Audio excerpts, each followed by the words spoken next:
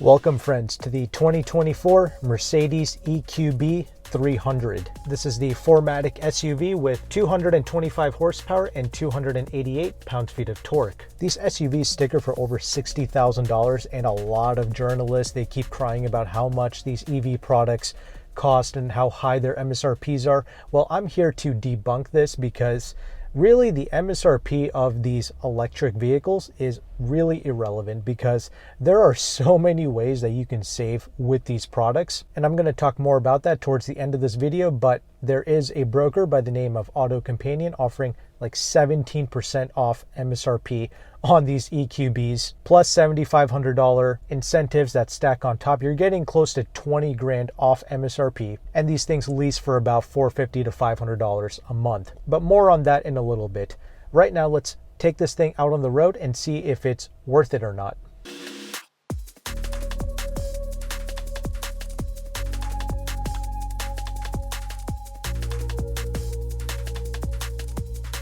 All right, so the model that I am checking out today is the exact one that I would go for. It is the EQB 300 with the 4MATIC. I am shocked at just how well this thing picks up in speed. The handling remains planted. Ride quality, that is doing a better job than what I would expect. I honestly didn't think this smaller wheelbase product would ride this well over the bumps. Because we do also have 19-inch wheels here, I would opt for maybe smaller wheels to get the best ride quality. But even with these larger wheels, this is not terrible.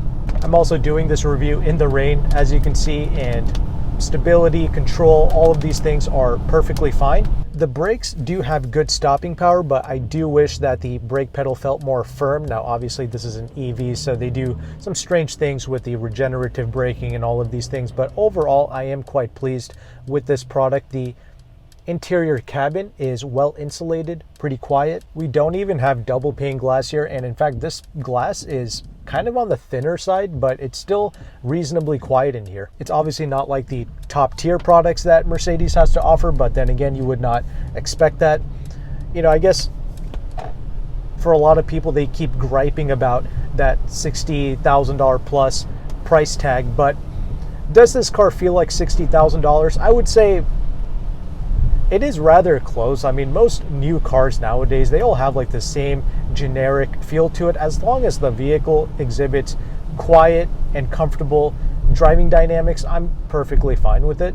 Fortunately, this isn't like, you know, a Givenchy t-shirt where they just, you know, slap on a $500 price tag on it with the Givenchy name written on the front. This isn't just like that. This obviously has a controlled driving demeanor. It's doing well out on the road here, even with rougher bumps and terrains. Both the small bumps and the larger like speed bumps, all of these things, it's being soaked up rather well by this vehicle. Again, wasn't expecting this to do this well with the smaller wheelbase that the EQB has to offer. Will this car light your world on fire? Not necessarily, but it is doing a good job of being a luxury product. So with that established, let's go ahead and let's transition into this interior segment now.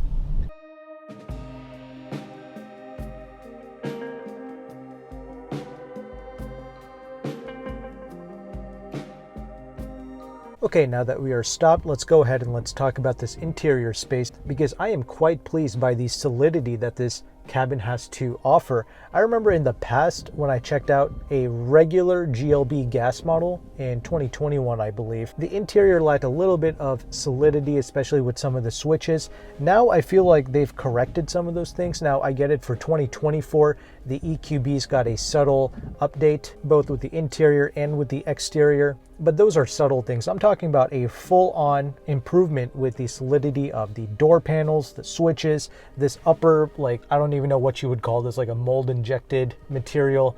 All of this feels great. The doors, when you open and close them, that provides you with a secure feel. The only thing I'm not a huge fan of is the piano black plastic that they continue to use to shroud the air vents and what they have on the steering wheel here. But other than that, this is a rather simplistic and minimalistic interior space. And another shocker for me is we have the dual 10.25-inch screens here. We don't have that massive tablet in the middle. I was fairly confident I was going to be presented with that, especially on this EQ model, but okay, this is cool. We also have the physical buttons and switches down below, so your climate is easy to use. And I personally do like this Mercedes infotainment screen quite a lot because, yeah, there is a subtle learning curve here, but for the most part, this is still a more traditional infotainment screen. Same thing with the gauge cluster, and in typical Mercedes fashion, you do have plenty of adjustability and features that you can play with. So those who are more tech savvy, Mercedes is your brand. Like,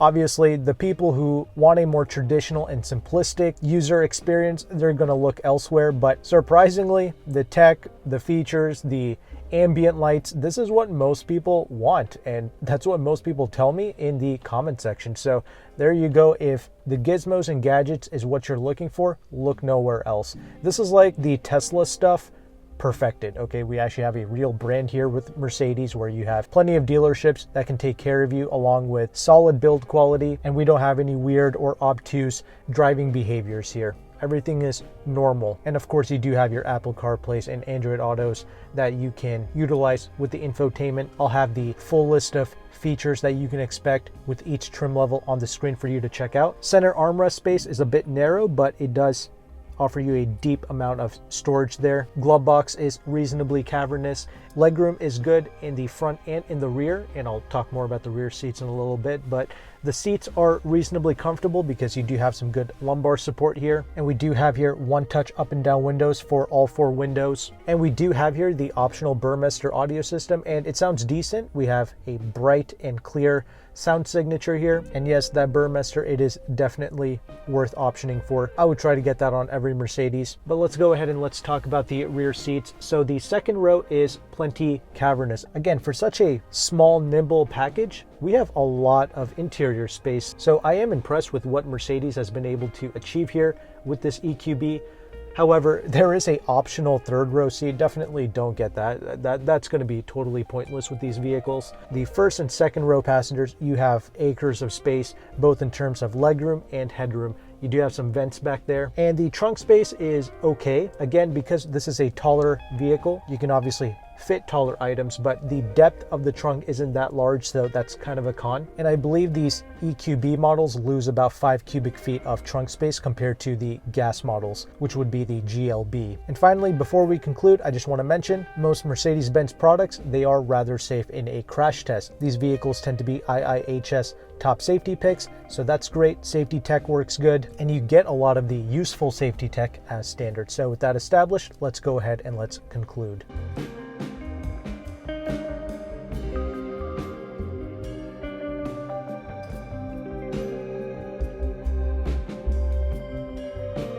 Alright, so I was pleasantly surprised with this EQB driving experience. Honestly, I did not expect this vehicle to ride this well, especially over all of the various bumps, like smaller bumps, larger bumps. It swallows all of that up, no issues. It's reasonably quiet in here, not like the top tier Mercedes products, but for this class, this is great. For an entry-level Mercedes product, I appreciate the quietness. Some double pane glass would be a nice addition, but it is what it is. This is a shockingly spacious car for the size, both in the front and in the second row seats. Obviously, I would not get the third row seats. The trunk space is kind of a pro and a con because this is naturally a tall vehicle, but the depth of the trunk isn't that great.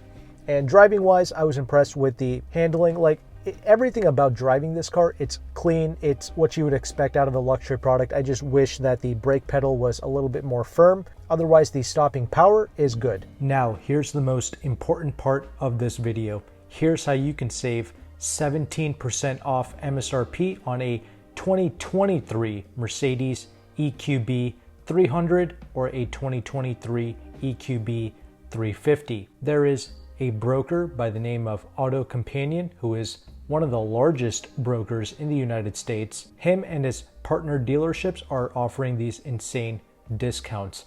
Again, with the 2023 model year, I get it, the vehicle I reviewed in the video was a 2024, but the deal is going to be with the 2023 model, and that's okay.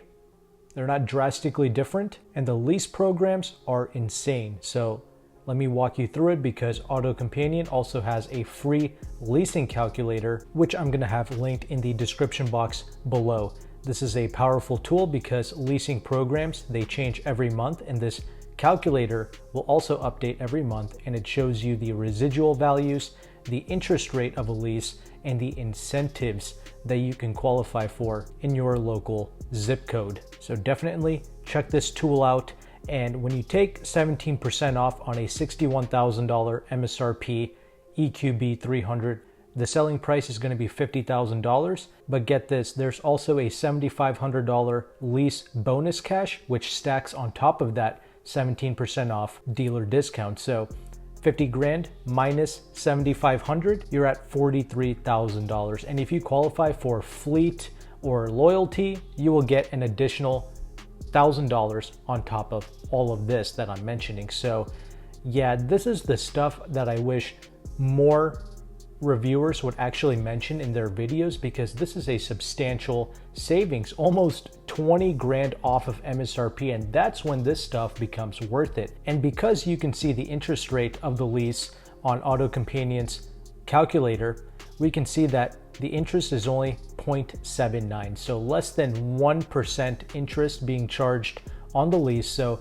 the payments that you make during the duration of this lease actually goes towards the equity of the vehicle. So for whatever reason, if you wanted to buy the vehicle out at the end of the lease, you can do so because you would actually have some equity built in. I obviously don't recommend it because these are electric vehicles. They tank in value. The technology improves rapidly year by year. So this is something that you lease for cheap for about $450 to $520 a month, tax and fees included. You enjoy it for 3 years and then you dump it. But who else is actually showing you how you can lease these high MSRP vehicles for such low payments, especially with tax and fees included? So hopefully you appreciate these resources and this information. If you did, make sure to like and subscribe. And if you want to work with AutoCompanion and you want to take advantage of some of these deals, you can reach out to him.